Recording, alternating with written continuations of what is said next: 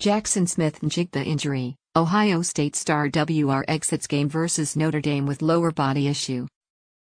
Ohio State star wide receiver Jaxon Smith-Njigba sustained an apparent lower body injury in the first quarter of a 21-10 win over 5th-ranked Notre Dame Saturday evening. Smith-Njigba did return for a short period after being shaken up, but had his helmet taken away early in the third quarter and did not return. Smith-Njigba caught a 4-yard pass halfway through the first quarter and was tackled awkwardly by a Notre Dame defender. He then spent time on an exercise bike and ran along the sideline trying to test out his leg. Emeka Egbuka eventually took Smith-Njigba's place in the slot and at punt returner.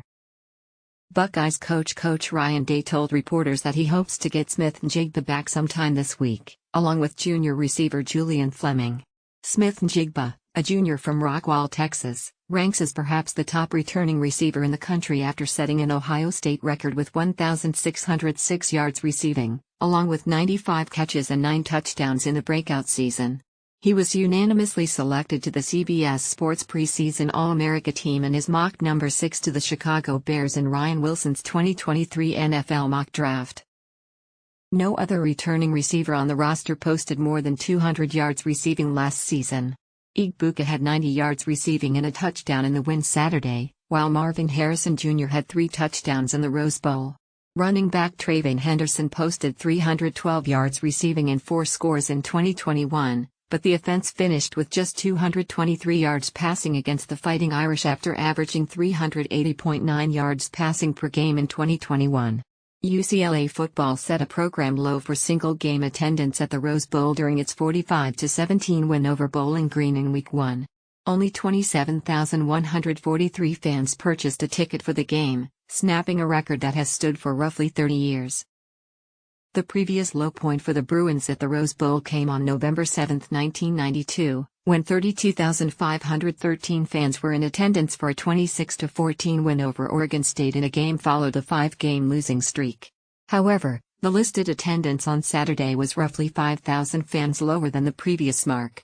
Attendance is typically calculated by tickets purchased, meaning that there were likely many fewer fans actually in the building.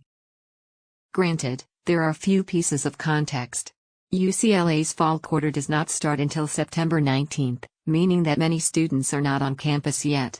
Additionally, the high in Los Angeles cleared 100 degrees, making it one of the hottest days of the year. The Rose Bowl is also 30 miles away from UCLA's campus in Westwood, making it a difficult trip, especially to watch UCLA play a Bowling Green squad that went 4-8 last season. Still, nearly every one of these factors affect UCLA every season and the attendance has never come close to this record low. After a sleepy start, the Bruins rattled off 38 unanswered points to crush the Falcons. Quarterback Dorian Thompson-Robinson posted 298 yards passing, 87 yards rushing and 4 touchdowns in the win. Running back Zach Charbonnet added 111 yards rushing and a touchdown. The Bruins are fresh off their best season since 2015 after going 8-4 in 2021 and entering the AP Top 25 in Chip Kelly's 4th season. The record-low attendance also comes just months after the Bruins announced plans to leave the Pac-12 for the Big Ten in 2024. UCLA fans will need to get used to playing Midwestern opponents in hot Los Angeles weather over the next few years.